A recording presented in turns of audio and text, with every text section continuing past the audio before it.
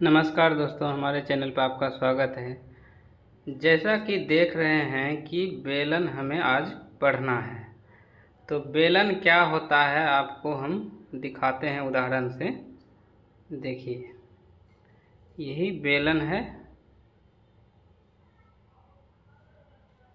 पूरा पूरा दिखाता हूँ। ये पूरा बेलन हो गया। इसका देखिए बेस या ऊपर का ऊपरी भाग वृत्त जैसा होता है। देखिए, वृत्त जैसा दिख रहा है, और इसका ऊपर से नीचे तक मोटाई सेम होता है, एक जैसा, तभी इसको बेलन बोलेंगे। एक बार देख लीजिए ठीक से बेलन क्या होता है। दोस्तों, जैसा कि आपने देखा कि बेलन क्या होता है, अब देखिए बेलन में ये जो है, ये इसकी गोलाई, ये जो है यहाँ से यहाँ तक इसको त्रिज्या बोलते हैं, और यहाँ से यहाँ तक इसको बेलन की ऊंचाई बोलते हैं। एच लिखा हुआ है हाइट, ये त्रिज्या मतलब आर रेशियो रेडियस। तो जैसा कि देख रहे हैं, पहला है बेलन का आयतन। आयतन मतलब होता है किसी भी बेलन में कितना पानी आएगा, उसको आयतन कहते हैं। जैसे इसमें कितना पानी आ सकता है या कितना पानी इसमें रख सकते हैं, उसको आयतन बोलते हैं। जबकि क्षेत्रफल में अंतर होता है, आयतन में और क्षेत्रफल में अंतर होता है। क्षेत्रफल क्या होता है कि इसका बाहरी पृष्ठ जितना है, इसको भी लेके बाहरी पृष्ठ, तो इसको बोलते हैं क्षेत्रफल। इसका बाहरी जो ये दिख रहा है, इसका बाहरी जितना भी है उसको बोलते हैं क्षेत्रफल। जबकि आयतन बोलते हैं जितना इसमें पानी अटेगा उतना ही वो आयतन हो गया। तो आपने समझा कि आयतन और क्षेत्रफल में क्या होता है, आयतन और क्षेत्रफल में क्या अंतर होता है, ये अब सीख गए। अब देखिए कि आयतन का फॉर्मूला कैसे बनता है। जैसा कि नीचे देख रहे हैं कि वृत्त का क्षेत्रफल बराबर होता है पाई आर स्क्वायर। यहाँ है ये वृत्त, इसका क्षेत्रफल पाई आर स्क्वायर होता है। तो आप देख रहे होंगे कि बेलन में भी ये वृत्त जैसा बनता है, ऊपर और नीचे दोनों जगह। तो जब आयतन का फॉर्मूला निकालेंगे तो देखिए कि पाई जो ये वाला है, यही यहाँ लिखा जाता है पाई आर स्क्वायर एच। एच क्यों लिखा जाता है कि किसी भी गिलास या बेलन का ऊंचाई जितना होगा, जितना बड़ा सिलेंडर बना होगा, उसका ऊंचाई तो होगा, इसलिए एच से इसमें गुना कर देते हैं तो हमारा आयतन निकल जाता है। आयतन मतलब इस बेलन में कितना पानी आ सकता है।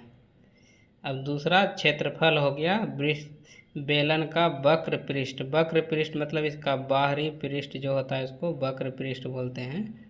ये और ये, तो इसका बाहरी पृष्ठ, इसको वक्र पृष्ठ बोलते हैं। इसमें देखिए कि 2 पाई, ये जो है ये पूरा सर्किल होता है 180 डिग्री गोल। तो देखिए कि यहाँ लिखा है वृत्त की परिधि, तो ये भी वृत्त जैसा ही है और ये वृत्त तो है, तो ये भी वृत्त जैसा है। तो ये वृत्त की परिधि क्या होता है, फॉर्मूला 2 पाई आर। तो इसलिए बेलन का जब वक्र पृष्ठ निकालते हैं तो ये 2 पाई यही आ जाता है, 2 पाई आर आता है, और एच जितना बेलन ऊंचाई है उससे गुना कर दिया जाता है, तो 2 पाई आर एच इसका फॉर्मूला हो जाता है। दूसरा देखिए बेलन का संपूर्ण पृष्ठ क्षेत्रफल। संपूर्ण पृष्ठ क्षेत्रफल निकालना का मतलब हुआ कि ये जो बेलन है, जब बेलन का संपूर्ण पृष्ठ क्षेत्रफल निकालते हैं तो उसमें ये जो वृत्त जैसा बनता है इस भाग को भी जोड़ दिया जाता है, ये पूरा भाग दोनों तरफ का। तो संपूर्ण पृष्ठ इसको अगर जोड़ेंगे तो देखिए, तो ये हमारा वृत्त हो गया, एक तरह के वृत्त। तो इसका क्षेत्रफल निकालेंगे तो क्या होगा, पाई आर स्क्वायर। तो ये दोनों तरफ होगा, अगर बेलन है तो दोनों तरफ होगा सेम ऐसा ही। तो इसलिए लिखा जाता है, इसलिए यहाँ देखिए लिखा हुआ है 2 पाई आर स्क्वायर। बेलन के दोनों तरफ जो अभी दिखाएं आपको, तो बेलन के दोनों तरफ के वृत्त जैसा जो होता है उसको जोड़ के 1 + 1 जोड़ के 2 पाई आर स्क्वायर जोड़ते हैं संपूर्ण पृष्ठ में। और ये साइड का, ये जो है ये सिर्फ साइड का होता है, ये जो देख रहे हैं ये साइड जितना भी ऊंचाई है ये उसको साइड का ये होता है 2 पाई आर एच। और इसमें जोड़ देते हैं दोनों तरफ के वृत्त का क्षेत्रफल, तो संपूर्ण पृष्ठ क्षेत्रफल निकल जाता है, जिसमें कि देख लीजिए दोनों में कॉमन है 2 पाई आर। तो कॉमन ले लिए तो यहाँ h बच गया और यहाँ आर स्क्वायर था, तो यहाँ एक आर ले चुके हैं तो दूसरा आर मिला के 2 पाई आर ब्रैकेट h + r होगा। बाकी ये देख लीजिए, ये जानकारी के लिए है कि वृत्त का क्षेत्रफल पाई r² और वृत्त की परिधि 2 पाई r। जब आयतन निकालेंगे क्वेश्चन में तो देखिएगा कि सेंटीमीटर क्यू या मीटर क्यू लगाते हैं, जबकि क्षेत्रफल में सेंटीमीटर स्क्वायर या मीटर स्क्वायर जोड़ा जाता है, मतलब गुना रहता है, गुना के रूप में रहता है। अगर किसी बेलन का आयतन निकल गया 47 सेंटीमीटर क्यू लिख देंगे उसमें 47 सेंटीमीटर क्यू। तो इसी तरह उदाहरण से समझिए कि बेलन का आयतन कैसे निकालेंगे। बेलन का आयतन ज्ञात करें यदि बेलन की त्रिज्या 7 सेंटीमीटर एवं ऊंचाई 10 सेंटीमीटर हो। तो बेलन का आयतन निकालने के लिए फॉर्मूला ऊपर लिखा हुआ है पाई r² h। पाई का मान 22/7 होता है, जानते होंगे आप लोग, गुना r का मान 7 दिया हुआ है था, 7 × 7 2 बार करेंगे, r² है तो, और ऊंचाई 10 सेंटीमीटर दिया हुआ है तो 10 से गुना करेंगे। जब इसको 7 कट गया, इसको गुना करेंगे तो 154 1540 सेंटीमीटर क्यू आएगा।